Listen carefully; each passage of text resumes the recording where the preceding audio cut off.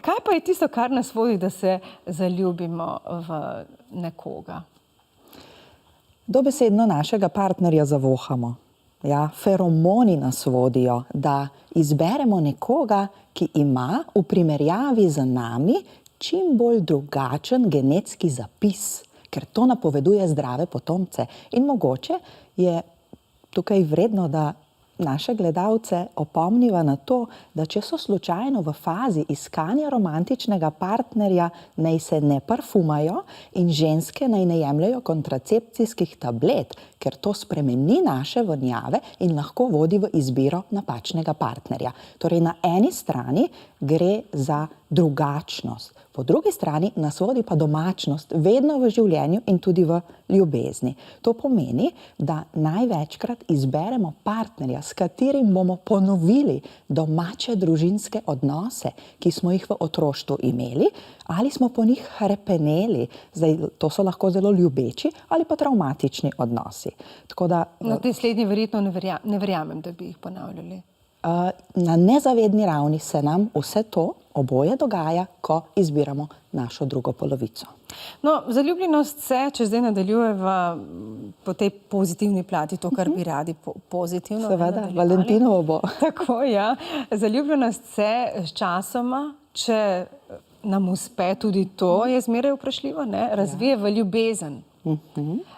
Pot do tja je kar dolga. Ja. In seveda lepa. Odvisno od situacije do situacije. Drži. Zdaj, na eni strani gre pri zaljubljenosti za ta občutek, ki nas zadane. Vzhičenosti, ne? Tako je, ki je podprt s kemijo, s hormoni. In takrat čutimo zelo močno fizično privlačnost, imamo nerealna pričakovanja in ponavadi projeciramo podobo popolnega partnerja na našega zelo človeškega nepopolnega partnerja, ker nobeden od nas ni popoln. Ja? Pri ljubezni pa ne gre za ta občutek, gre pa bolj za izbiro. Ja? Ko se odločimo, da bomo nekoga ljubili in to ljubezen, ta odnos na to negovali. Ja? Ker recimo, ne glede na to, kako zelo magično je na začetku bilo, ko sva se spoznavala, ko bova nekaj časa živela skupaj, bo nekaj te čarobnosti minilo. Okay? In se odločimo, da bomo nekoga kljub temu, da spoznamo, da ni popoln, da med nama obstaja polno razlik, ljubili naprej. Ne razvije se ljubezen nujno samo iz zaljubljenosti, pogosto iz prijateljstva. Zato je ljubezen izbira. No, ampak kako potem ljubezen naprej gojimo?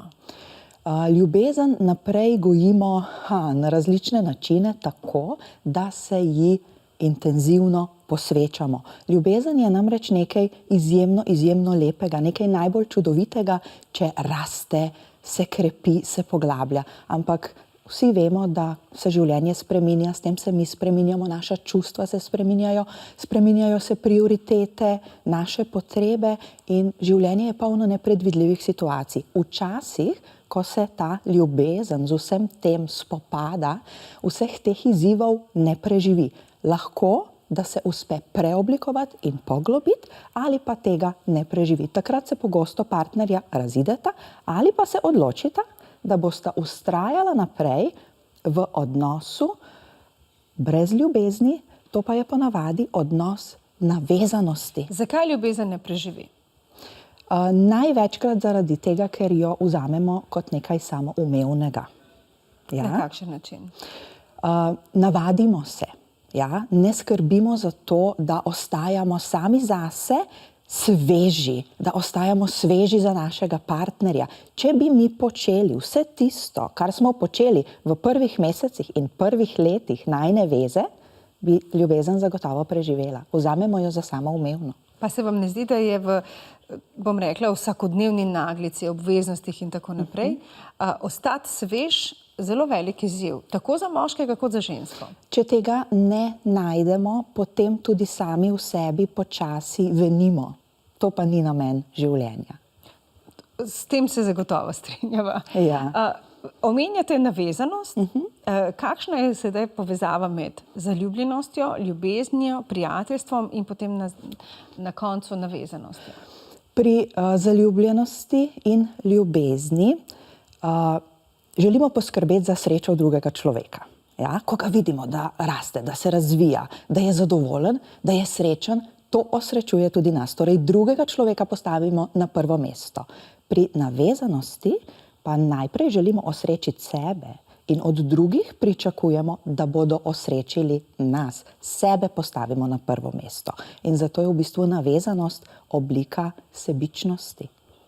Pa se vam ne zdi, da je ta navezanost v bistvu tudi po tej logiki, zdaj če obrneva logiko, da se partnerja eno, kar se navadita, eno, kar v bistvu ne vlagata v razmerje? Ja, to je drugo. Tretje pa je, da so tukaj zadaj pogosto tudi strahovi. Veste, marsikdo bi iz odnosa šel, pa ne gre. Zakaj Zaradi ne? tega, ker najpogostejši stavek, ki ga slišim, raje slab odnos kot nekaj neznanega. Ja? Oziroma samota. Oziroma samota, torej strah pred neznanim, strah pred samoto. Ljudje ostajajo v neki vezi lahko zaradi finančne situacije, finančne odvisnosti, lahko ostanejo v vezi zaradi otrok, lahko da sami sebe v vezi popolnoma zgubijo in ne vedo več, kdo sem sploh jaz izven te veze. Ja? Nekateri se počutijo osramočeni, če ima v ljubezni ne uspe, kaj bodo rekli drugi. Raje ostanem v tej vezi. Ja? In mnogi se zelo, zelo trudijo in vlagajo ogromno moči in energije v to, ampak za tango sta potrebna dva. Ja, res je. Ja. Torej, namig, kako naj je ljubezen živa v odnosu? Verjetno neke magične formule ni, ne?